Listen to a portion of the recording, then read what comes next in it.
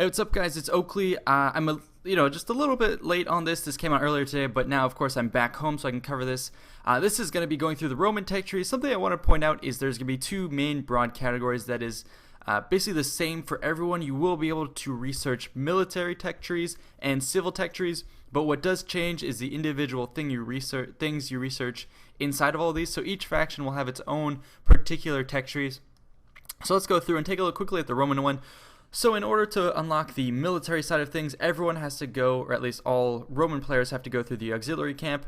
It's a basic building that, of course, as it says here, plus ammunition to all ranged units, and then it, of course, lets you recruit more units. Then once you've done that, you've unlocked the military tech trees, and there's 3 of them that you could go through and get to various stages of stages of proficiency. First is going to be siege, then tactics, then management.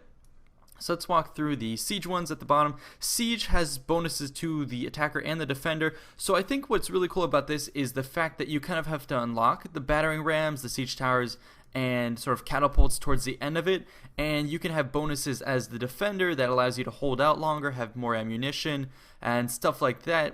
It increases your surrender time. All this stuff I think is very, very cool. It was something that I thought was kind of amiss in previous Total War games, where you had, for example, Rome 1. Anyone essentially could go on and I believe build siege towers, no matter how small the army, no matter how unadvanced or early in the game it was. You could basically rank up your general. I think it was, I can't remember what the mechanics were, but I remember there being armies. Basically anyone could have siege towers. And that kind of made it seem not so imposing to attack a city when, you know, even the smallest army and the less cultured civilization can develop these siege towers and take a city. You could also have the sappers. That seems like it's not going to be so much the case here. You really have to have a culture that's devoted itself to war, to sieging, that will be able to take cities.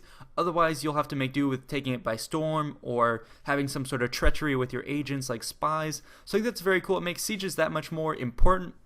And it goes hand in hand with the fact that CA has made it so that there are less actual cities with walls. They're decreasing the amount of walled city battles, and this goes to show that in order to crack those really hard nutshells, you're going to have to definitely invest in that. So I think that's very cool, both as the attacker and defender. I'm glad to see that happen. It'll make sieges that much more interesting and that much more imposing when you actually get an enemy that faces you. With siege towers, you know they're definitely going to have all the different perks that come with that. In addition to that, let's go and move on to military tactics. So this is going to be another one. Starts off with physical conditioning, which is just plus morale.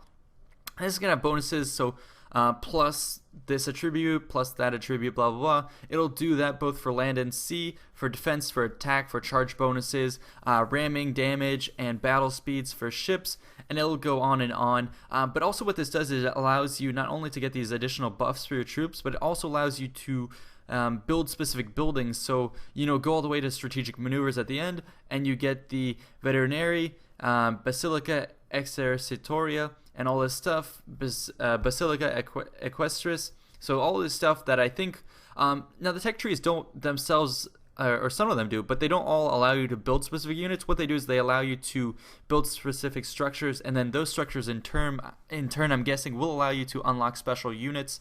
So that's kind of how it works. So the most advanced cavalry tactics at the very end here that has its own particular building, I'm guessing will essentially allow you to recruit some of the better Roman cavalry units, maybe even come with upgrades or special armor and equipment. So that's why you want to go ahead and pursue all of these, because you won't be able to unlock the buildings otherwise. And also in terms of buildings, I want to mention that, remember, cities, you can't build every single structure. Space is limited in your city, so you have to sort of devote your city to be what kind of thing do you want it to be. Do you want it to be economic, agricultural, military? You have to pick and choose. And along with that, it becomes more dynamic when you have these tech trees on top of that, where you can't really pursue everything at the same time, and you have to be more strategic. So let's see, looking up at the top one, which is going to be management, this is mostly dealing with reducing the upkeep of all your units. It also allows you to unlock the champion, decreases mercenary costs, and all this stuff. So it makes it easier to have a large military force, keep them in the field for longer, and have a lot of stuff. And of course, towards the end, you see professional soldiery at the end. You get legion barracks, so I'm guessing towards the end, even the remuneration reforms right there. I'm not sure if that's the Marian reforms, but I'm guessing towards the end you can start producing the later, switch from the Manipular to the later Cohort legions, and with that you would get the Lorica Segmenta, the Segmented Armor, all the more late tech stuff here. And also keep in mind that different factions will have their own tech trees, so they have said that the Barbarians, even though Rome in real life was able to kind of cut them off before they fully developed, in game you will actually be able to have that late game tech as a Barbarian or as another faction.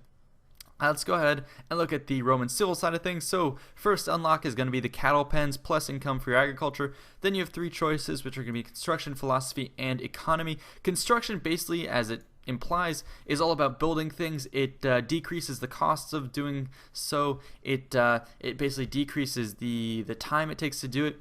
It also increases your population growth, and it unlocks a lot of different structures which will have their own benefits to them. So for example, later on in the course of going along the civic construction route, you can see that you get sewers, public baths, and all that stuff. Also the circus. So that was very important in previous Total War games when your cities started to get, in the late game, very overpopulated. There would be plagues running through population unhappiness due to squalor. So this is something you're going to want, particularly going into late game, is have very developed cities where you can take care of your population in terms of squalor and stuff like that, and keeping them entertained. This is going to be very large. Maybe not so important in the early game, but definitely in the late game. This is what you're going to want to focus yourself on, especially when you have your military war machine moving along, and you have your veteran legions. You're definitely going to want to invest more so in your own cities. Another way you can actually improve your population is through philosophy. This will mostly be in terms of population happiness, culture, tax income, taken away from corruption, and also it unlocks some buildings towards the end. Not too many, not as many as the construction one, but also it unlocks dignitary. It has a bunch of stuff here that you're going to want to look into in order to additionally improve your population. And as with the construction, this is definitely something you want to look into in terms of keeping control of your population in the late game and making sure everyone is happy. And that's definitely what you want to manage in the late game, because there is the possibility of running into a civil war. Then the last one is going to be economy. Of course, this is what you want to do in the early game, is invest in your economy. You have more benefits from the slave trade, more agricultural bonuses.